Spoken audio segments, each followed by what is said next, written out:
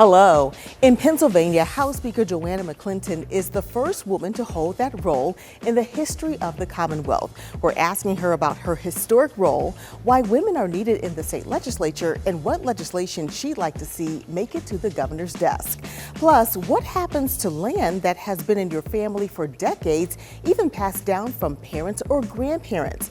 Well, in some cases, people are losing their land. A local group is here to share how they're helping people with Tangled titles. So pull up a chair and meet us at the corner. Intersection starts right now.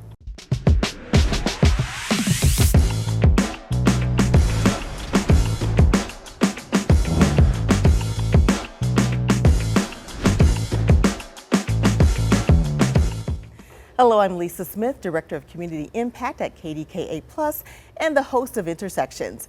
The first House Speaker on record in Pennsylvania was elected in 1683. And for 340 years, a woman had never held the seat of House Speaker in the Commonwealth until 2023.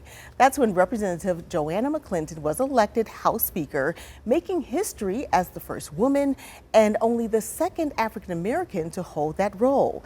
She's had the gavel in her hands for a year now, and she's joining us today on Intersections to talk about what is happening around the state as well as here in Pittsburgh. Welcome to Intersections. Thank you. Yeah, we're so glad that you came. So, you've been in the role for a year.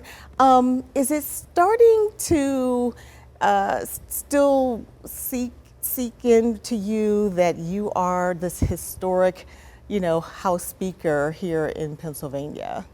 It's truly an honor. It is the best blessing I've had in professional life.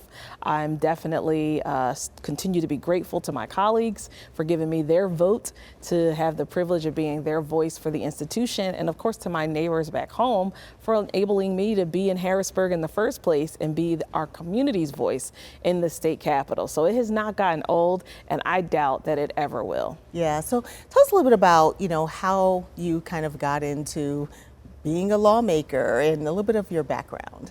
So I am from Southwest Philly, the other side of the state, and growing up, I wanted to be a lawyer, a preacher, a hairdresser, and an actress.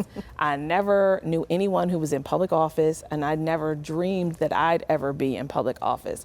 I went to college at LaSalle University studying political science, then Villanova Law School, became a public defender in Philly, did that work for almost 10 years, and really left there seeking ways to change the larger criminal justice system. Got a job working for my state senator as his chief counsel. 2 years into that job, one day the senator says, "There's a vacancy in our neighborhood, you should run." And I said, "No, I shouldn't." And that began a series of conversations in a short period of time that led me to a special election in the summer of 2015. And I'm so grateful to have had his encouragement and of course my friends, family, and ultimately the community. And I'm thrilled to continue to be their voice and now represent the entire institution. Yeah, I heard you say that someone had to convince you to run for leader. Why did somebody have to convince you to run? Well, the interesting thing is when we are able to be in public office, there are 203 of us in the State House. We have, one of the largest state assemblies, and any one of us can hold every position. Speaker, leader, any of the 7 leadership positions each caucus has. And when I became our caucus chair in 2018, I would just very happy to be in the leadership circle.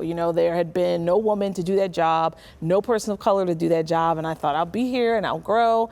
And one day, I'll probably retire. I did not see, the next cycle, sadly, our leader losing his reelection and members first in Allegheny County calling me in Philly saying you should run for leader. Wow. I'm like, how am I going to get the votes? How am I going to win? We've never had a woman leader. I've only been in the legislature a few years. We give ourselves every excuse when there are real challenges in front of us, but it doesn't mean that with collaboration we cannot meet the moment, and most importantly, not only make a mark in history, but open the door for many more women to say, oh, I could do that job too.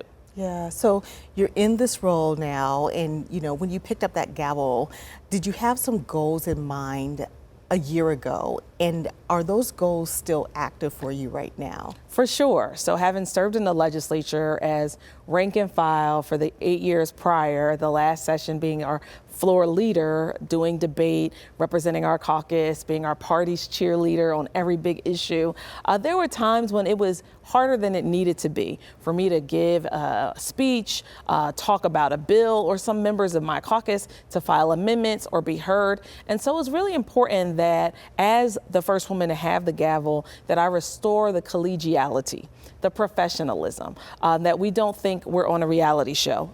We might be televised as it's happening, but this is serious work.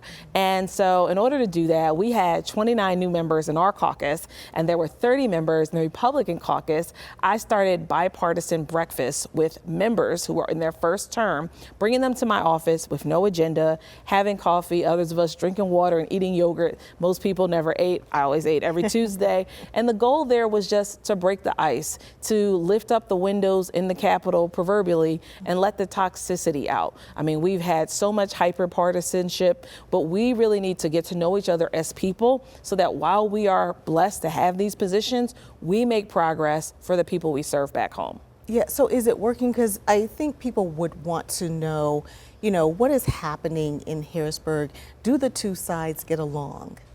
It is working. Now, certainly, there's not even in one party every member that sees each issue the same. All of us have different backgrounds, variety of constituencies. I always use Philly as an example. We have 26 state reps in one city. None of our districts are the same. Our voters are different. We see issues in different ways through different lenses, but it is working because people are able to be heard.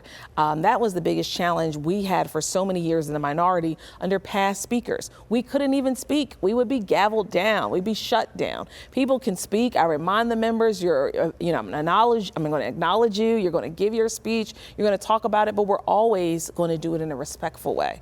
We're not doing it in a way to make fun of anyone else's position. And most importantly, we're doing it in a way where we're serious about these roles, because to your point, this is the oldest continuous legislature in our nation's history. Benjamin Franklin was the Speaker of the House. We cannot do this job in a way that now it's funny or it's a jest just because of the way our attitudes are towards government. And we also have to function and govern. And so those have been goals I've had. We've already ran 30 Republican bills. The last session under Republican leadership, when we had 91 members, they only ran 12 in 2 years. And we did that in 1 year to show it doesn't matter which side of the aisle a good idea comes from. As long as it's a good idea, let's vote on it. And most of our bills, like over 90% of them, have been bipartisan, meaning, yes, there are 102 Democrats now in Harrisburg in the State House, but many Republicans are on those issues because they're very moderate issues, and we're making progress for working families. Well, you're not the only first woman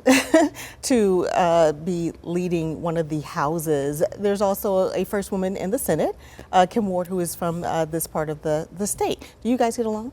Absolutely. Madam President, as I call her, I was blessed to know during those years I worked for my senator. So many times when you are a legislative staff and you're on the floor of the Senate or of the House, you're kind of there, but you're invisible. You're on the wall. You only come up when you're summoned. You answer questions on the fly, but you don't really engage in the members. I will say, Madam President, for years when I worked in the Senate, would say, "Hey, girl, how are you doing?" So it was with great pleasure when my first bill that I called up last spring was her bill, the bill that has put Pennsylvania ahead of every state in helping breast cancer patients. We now have no out-of-pocket expenses for MRIs or genetic testing for those who have the unfortunate situation of being higher disposed to breast cancer. And that was her bill. And I remember calling her when we were about to go in the session to tell her I was going to run it, and she was thrilled. So not only have we had a good relationship on this side of her story, but we had one years ago when she was the senator and I was just a staff member. Okay, well, you're going to stay with us, and we hope you will stay with us as well, because we're going to have much more with House Speaker Joanna McClinton. You're watching Intersections.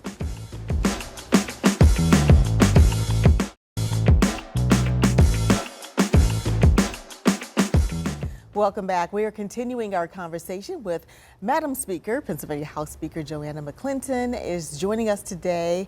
And again, thanks so much for being with us today, talking about everything that's happening in the legislature. So one of the things happening right now is there is a state budget that has been proposed by the governor, and it goes through quite a bit, $48 billion. And some of the items on there include $1 billion for education, $100 million for affordable housing, $100 million for mental health resources in schools, $37.5 million for violence intervention and prevention, $11 million for capping wells. So my big question is there any chance that this proposal will pass as is?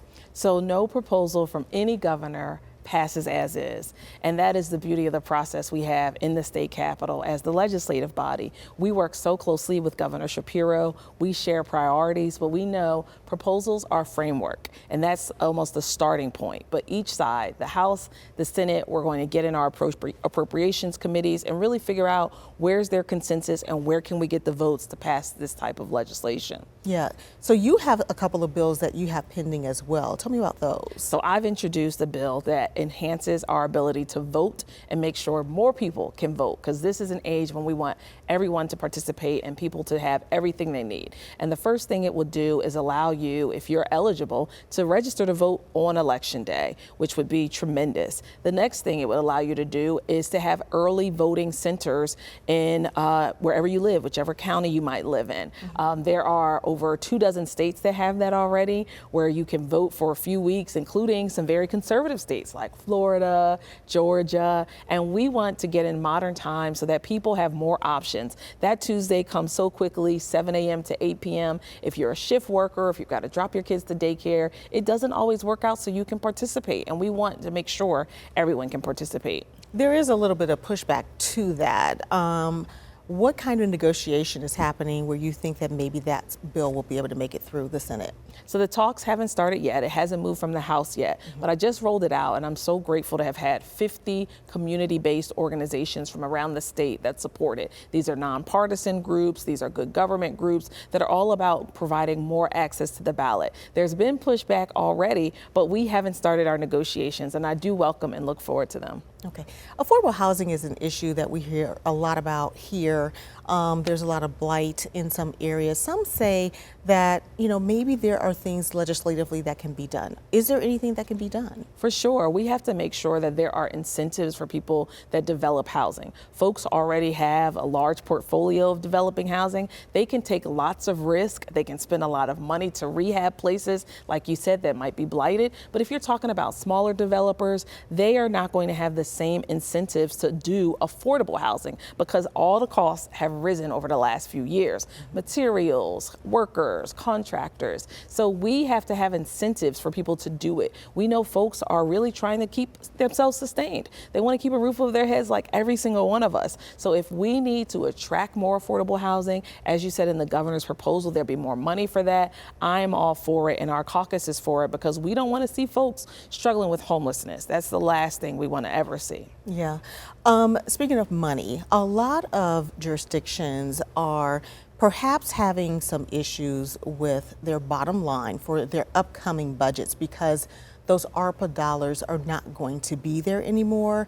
Very quickly, is there anything legislatively that could be done to help these different communities, and in some cases it may be even school districts that are looking for ways to find more money and it may not be there?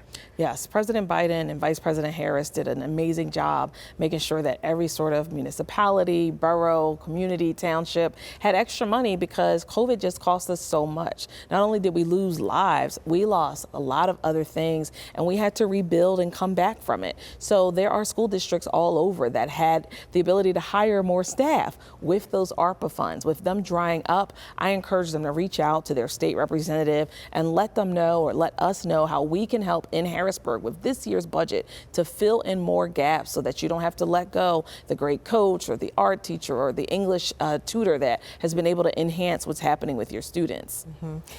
One final question. The governor has put out that he would like to see recreational marijuana legalized in Pennsylvania.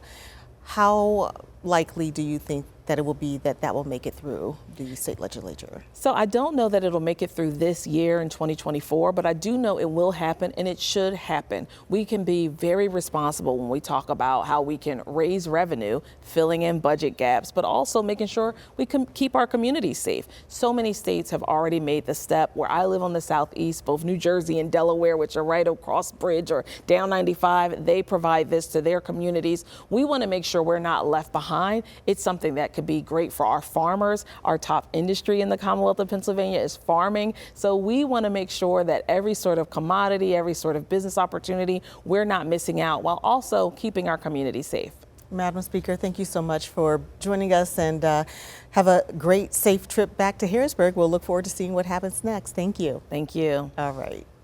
Well, coming up, making sure you can prove that your property is your property. Intersections. We'll be right back.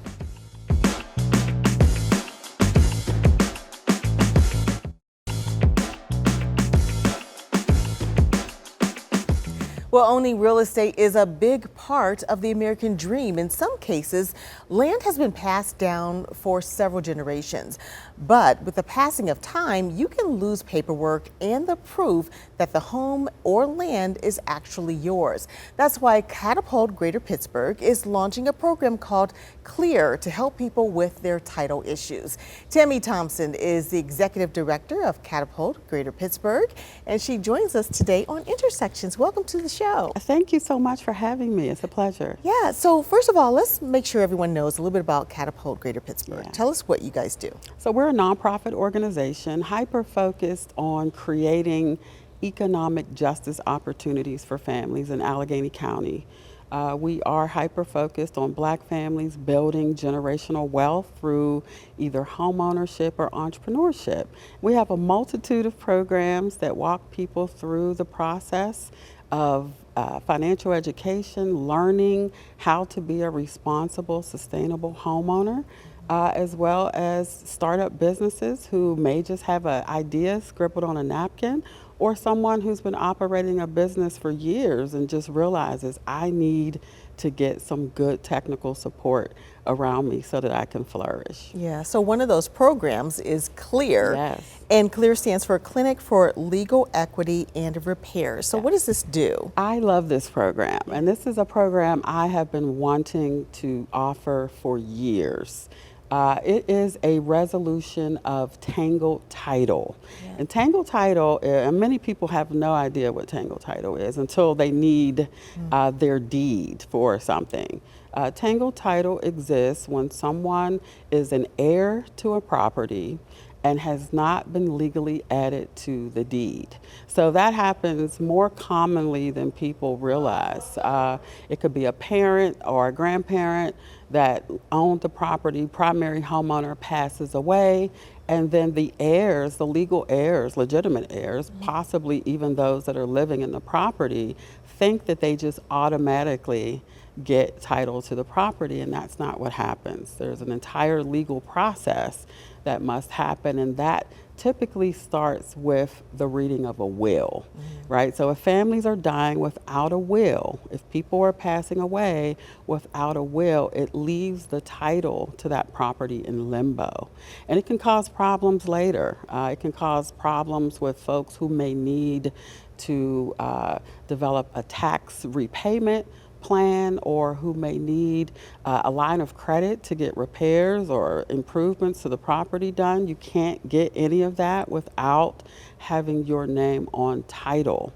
And so we're losing a lot of properties in our communities. We're losing a lot of generational wealth in our communities because families are not able to transfer these assets from one generation to the next. And you were saying that this is also leading to blight in the community. Yeah. Because the houses basically get abandoned. Yeah, unfortunately. And many of these families are working really hard to try to keep their parents' or grandparents' property in the family, right? They're doing everything they can, but if a property is left without maintenance, if you have to replace a roof every 15, 20 years, and you don't have the income to do that and you're not able to get a loan to do it or even participate in a community program that would do it for free, eventually what ends up happening is families are left no other choice but to walk away from the property because they become uninhabitable.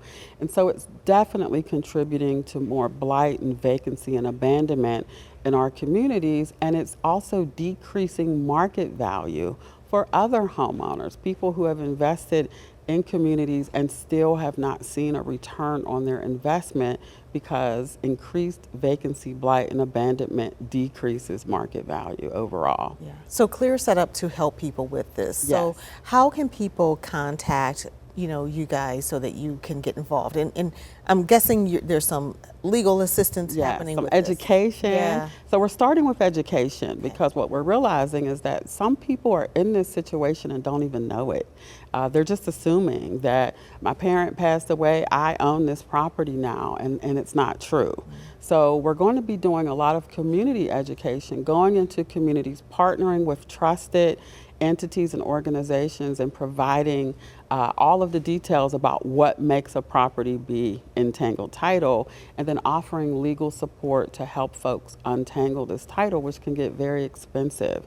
And so we've gotten an investment from a national lender. We're so excited that we have a $3 million investment to start the work, and it's going to include the education, the legal fees, as well as what we're calling health and safety repairs, the type of repairs that are needed to keep people in a property, a hot water tank, a furnace, a patching of a roof, something, anything that we can do to keep our families in these properties as long as we possibly can. So we're pretty much out of time, but people can go to your website to Yes. sign up. And what is that website? It is www.catapultpittsburgh.org. All right, Tammy, thank you so much Thank for being with you. us. We're going to put that on our website Thank as well. you so much. All right, we'll see you next time. Yes. All right. And I'll have my last word when we come back.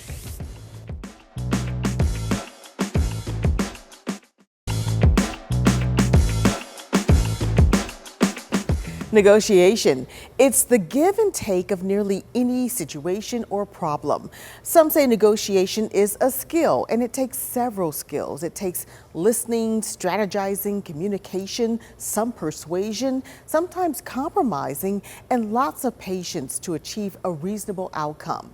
Some may approach it differently, but the idea is to genuinely try to reach a resolution that's acceptable to both sides. Is it easy? No. But if it benefits everyone, it's worth it. Thanks for watching. We'll see you next time on Intersections.